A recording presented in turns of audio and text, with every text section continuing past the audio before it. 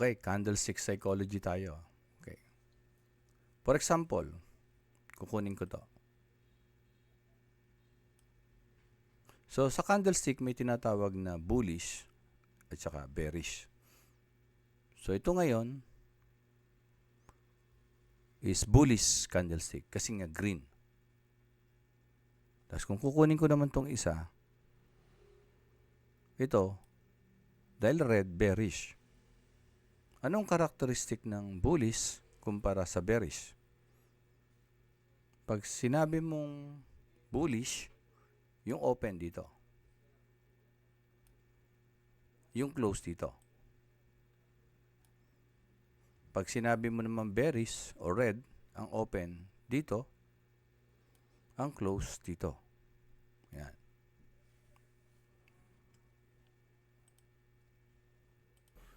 So, dito nag-open yung price dito. Pagka bearish, pagka bullish. Tapos, tataas yan. At pag nag-close dito, dito yung close niya. So, ganun din naman sa bearish, kaya lang sa taas mag-open. Then, the price will go down. Dito mag-close. So, sa bullish, pagka dito nag-open, tataas yan. Bakit tumataas? Pagka maraming buyer. Pagka naman bearish, dito nag-open, bababa yung price pag maraming seller. Parang market. Pag sa market maraming bumibili, bawa sibuyas, maraming buyer ng sibuyas, maubos yung sibuyas. Yung price ng sibuyas, habang kumukonti yun, tumataas yung price. Yan. Pero sa market naman, halimbawa, maraming umani ng sibuyas, yung price ng sibuyas, pag maraming seller, bababa siya. O sa ibang paliwanag naman, pag maraming supply, bawa, maraming supply na sibuyas, ano mangyayari sa presyo? Bababa yung presyo ng sibuyas. Or, pagka bullish naman, pag maraming supply and demand, maraming nangangailangan ng sibuyas pero walang supply ng maraming sibuyas, yung presyo ng sibuyas tataas. Pero yung candlestick kasi, tinatawag siyang OHLC. Ang ibig sabihin na O, opening, ito, kung bullish, dito. Pag bearish, dito. Pag high, kung walang buntot, ang high niya, dito rin. Dito rin yung high niya. At kung walang buntot sa baba, dito rin ang low niya. Pagka naman bearish at hindi tumaas, dito rin yung high niya. At hindi bumaba dito sa close niya, dito rin yung low niya. Ano ba ibig sabihin ng buntot sa taas? Yan. Ito rin ang ibig sabihin ng buntot sa baba.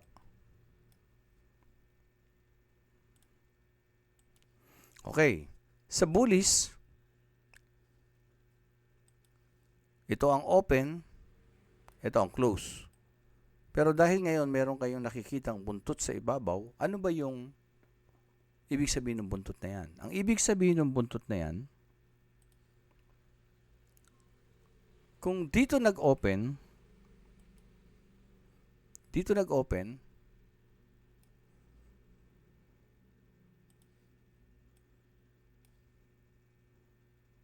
ganito ang ibig sabihin yan. Nag-umpisa dito yung price, open. Pagka-open yan, bumaba muna. Yan. Pero kung yan ay bumaba, dapat red yan. Pero hindi nag-stay yung price dito sa baba. Ang nangyari, nireject. Bumaba at nireject. Yung pagbaba, ano ba siya? Buyer o seller? Bumababa yung price. Seller. Maraming nagbebenta. Ngayon, dumating yung buyer. Tumaas yung price. Kaya ang makikita lang natin ngayon dyan ay buntot na lang sa baba.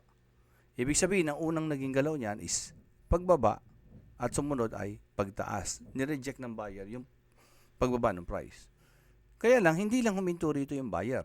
Tinulak niya pa na itinulak yung price. Yan. Hanggang doon sa taas. Yan. Kung yung price ay hindi na bumaba, ganyan ang magiging itsura ng candlestick. Very strong bullish. Pero dahil yung close dito nangyari, yung candle, yung price ay bumaba pa.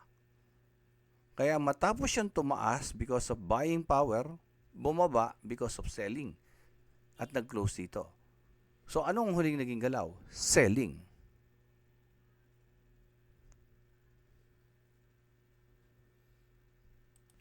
So ngayon, nasaan ang high? Ang high ngayon ay nandito. At ang low ay nandito. Anong huling galaw? Lumalabas. Ang huling galaw yung pagbaba ng seller.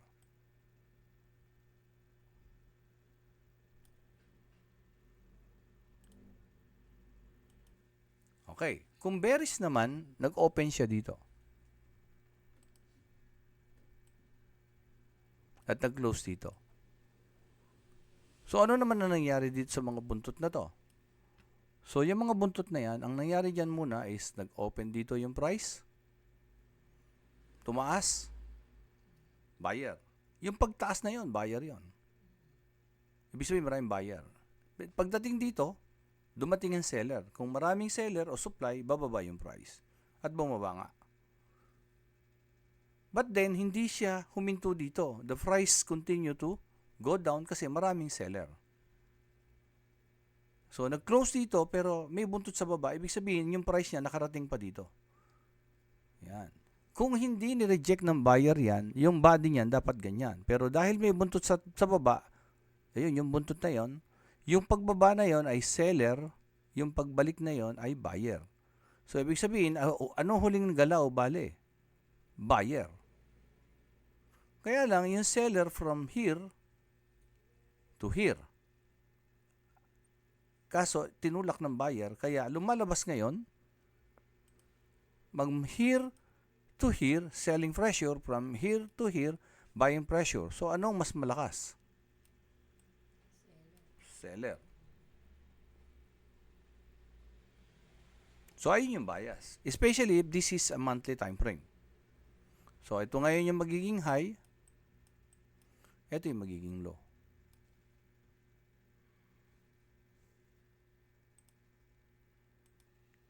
So, ito naman.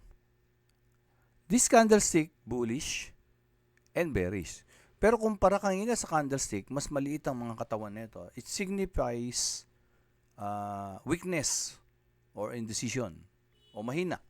Kasi pag malaki yung katawan, let's say bullish green, malakas yun, maraming buyer. Ito maliit, buyer pa rin to pero mahina. Ito naman red, maliit ang body niya, kumpara sa kabila, kanina, sabihin, although na ang bias nito seller, since maliit ang body niya, medyo mahina siya. Pero lagyan natin ng buntot. What will happen? Ito pa rin yung open, ito pa rin yung close. Ito yung high, kasi walang buntot sa taas. Pero, ano yung nangyari dito sa candlestick na to? Ibig sabihin nito, yung price muna, nag-open dito. Diba? Nag-open dyan. Yan, nag-open dyan. Bumaba. Pag bumaba, ano ibig sabihin? Buyer, seller, presyo. Seller. Pero dahil may buntot, itinaas niya uli yung price kung saan siya nag-open. Pero dahil may katawan, itinaas niya pa talaga. Ayan. Hanggang nag-close dito. Ayan. So, ibig sabihin, from here to here, buyer or seller? Rejection. Buyer. So, anong malakas? Buyer. Ayan. Ito namang isa.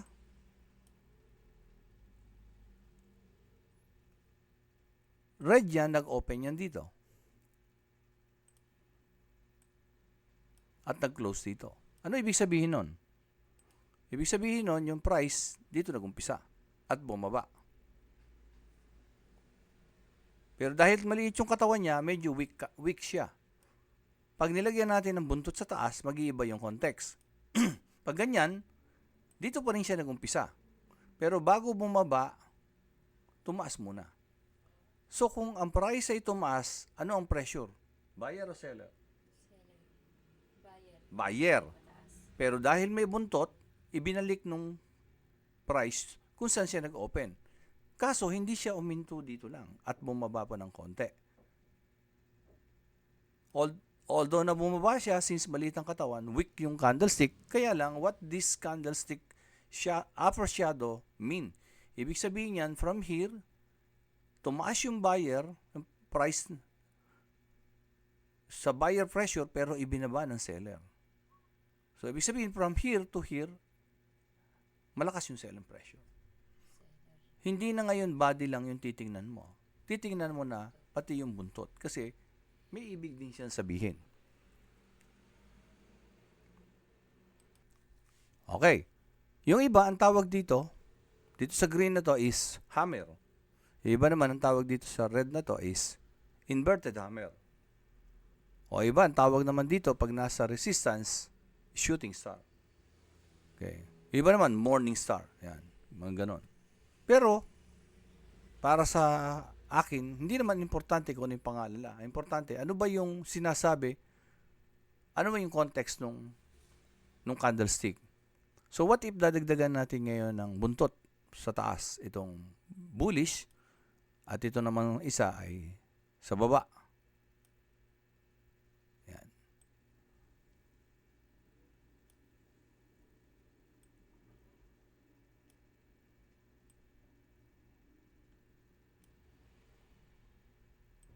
At yung mga buntot nila ay halos magkasing haba sa taas at magkasing haba sa baba. So, kung ang titingnan muna natin itong candlestick na to, since maliit yung body niya at may buntot sa taas na halos kasing haba ng buntot sa baba, ito ay indecision. Pero dahil green yan, may pagka-bias yan sa bullish. Bakit? Kasi kung papansinin mo, magmula dito, nireject ng price yung ng buyer yung price hanggang dito. Tapos hanggang dito, magmula dito, seller naman. Kaya lang, pag titingnan mo mabuti, parang 50-50 lang. Although na may bias siya ng pagkabulis, pero titingnan mo mabuti, silipin mo kung gaano kahaba yung tinakbo nito at yung tinakbo nito. At kung dito mapapansin mo, halos magkasing haba lang. Magmula rito, nireject ng seller. Magmula rito, nireject ng buyer.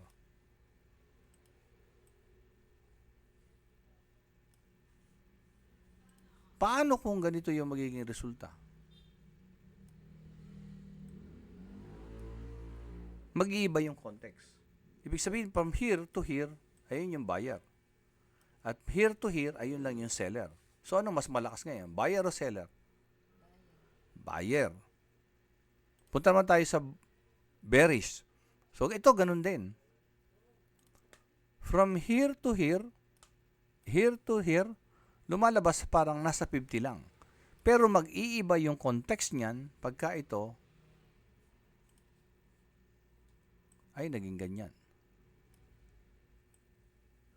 Kasi, lumalabas ngayon yung seller magmula dito hanggang dito. At yung buyer magmula dito hanggang dito lang. So, mas malakas ngayon yung seller. Kaya hindi pwedeng tatandaan mo lang yung pangalan pero hindi mo iintindihin ano yung context ng candlestick. This is now our candlestick psychology.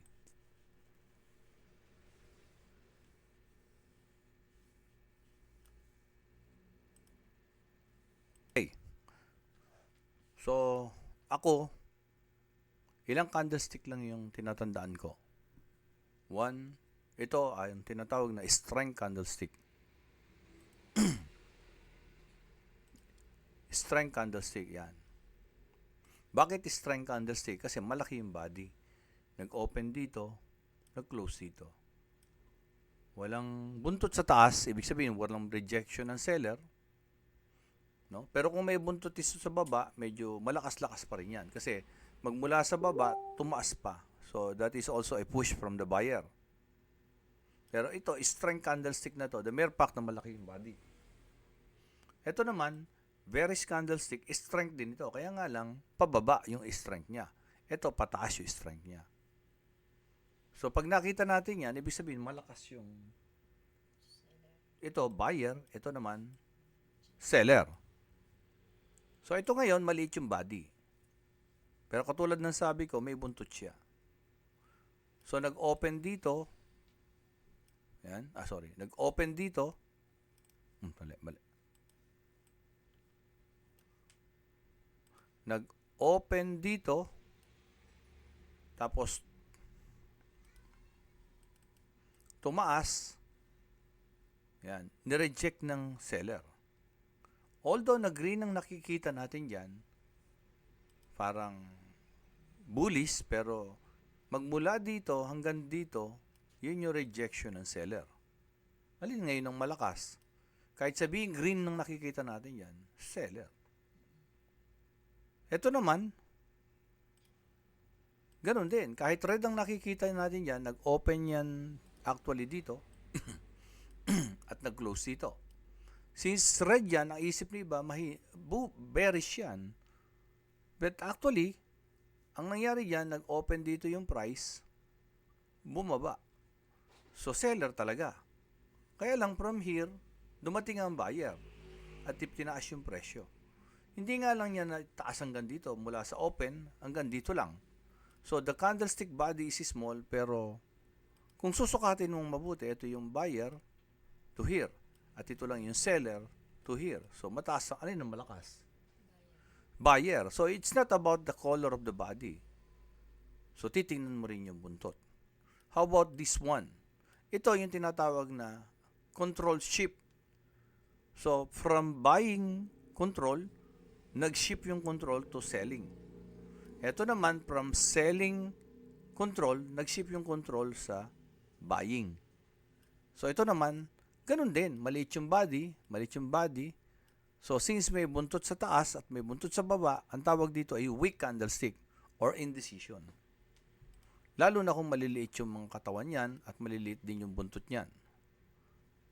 Yan. Yan.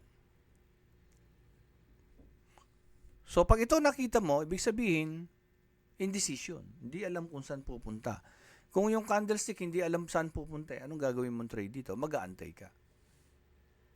Okay? So, although na itong mga candlestick nito, ito, tinasabi niya, malakas siya. Ang buying, ito, malakas ang selling. Ito naman, malakas ang, selling. Ito, malakas ang buying. Ito, indecision. Pero may mga gamit ito in combination.